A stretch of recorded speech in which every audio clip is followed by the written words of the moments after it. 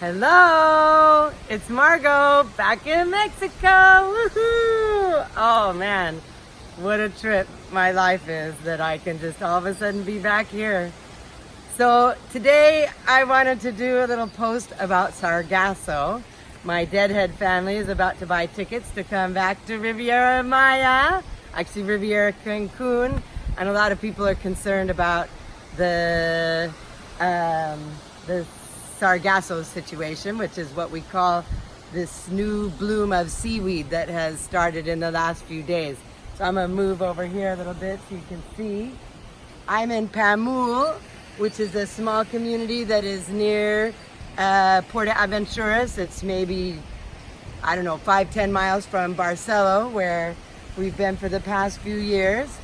And so I've lived in Mexico now 13 years, and a lot of those years I lived right on the beach. And it used to be that I couldn't wait till summer because the water was so clean and clear. You know those pictures you see on the Corona commercials? That's how it used to be for months on end every summer. And the water was calm and clear, and snorkeling was like, oh my God, beautiful. And then the first time I saw a really big bloom of Sargasso was about 2008, but it only lasted a couple weeks and then it was gone. And then it really hit us hard in 2015.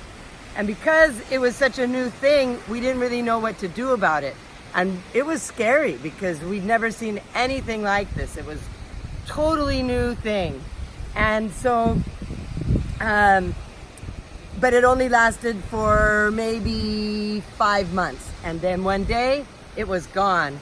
And it was really crazy for those of us that live here because it was scary because the tourists were complaining loudly, right? They'd seen all these beautiful pictures and then they showed up and this was happening.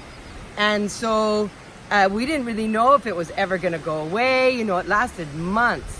And then one day it just was gone. And it stayed gone for about 4 or 5 months and then it came back, but not as bad.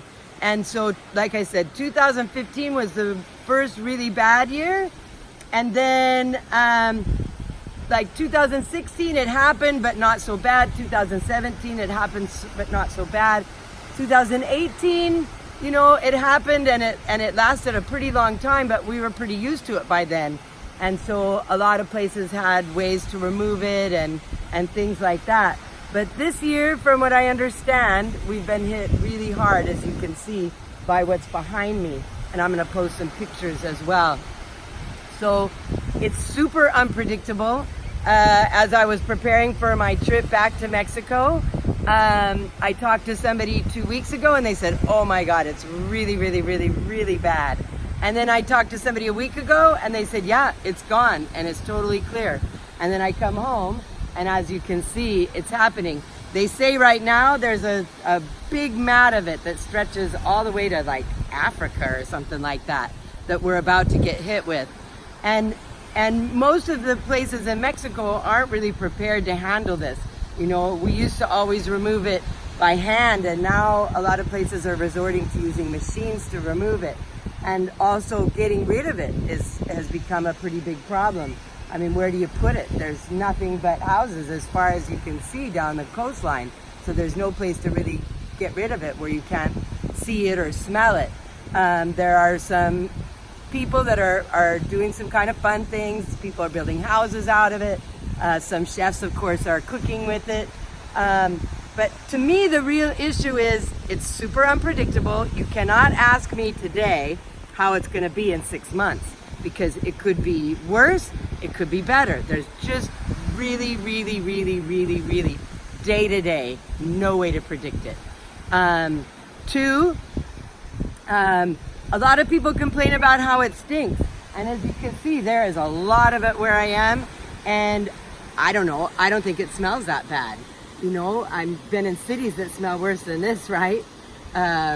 You know, being on the ocean is something that has a different smell than we're used to. So sometimes I'm super attuned to smells because I'm allergic to perfume. And I had some big triggers on the airplane. I'm having no triggers here. So the thing that I think is the most important thing for us all to understand is this is a man-made problem. These are the things that happen when you eat at McDonald's 6 times a week or whatever. They say most likely it's caused by some of the deforestation in Africa and also in South America. And all of that deforestation is so that we can have more cows, so that you can have more fast food, and other chain restaurants are using this beef and they're feeding it to you, and you're giving them money for that privilege. And this is the result of unconscious money being spent. And so, you know, before you say, oh my God, I can't go to this fancy ass resort because it stinks or it has Sargasso, I want everybody to also look at their daily lives and see how are you contributing to this. If you buy food in grocery stores, if you buy food, you know, meat especially in grocery stores and in fast food restaurants, it's really likely that if you're buying it in a frozen section, that you are contributing to this. So please stop doing that. And as usual, I know that a lot of people are anxious about it, and there are some things you can do about anxiety. So one of my favorites is just to scratch around your head and your ears and drag that down past your collarbone and see how good that feels. Give yourself a good stretch, and anxiety goes away with My Feel Good Way.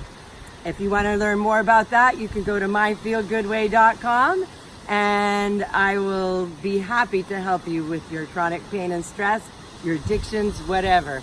It's what I'm here for and how I live my life.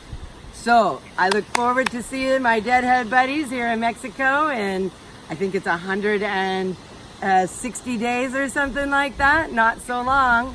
And I love you, I love you, I love you. Mwah.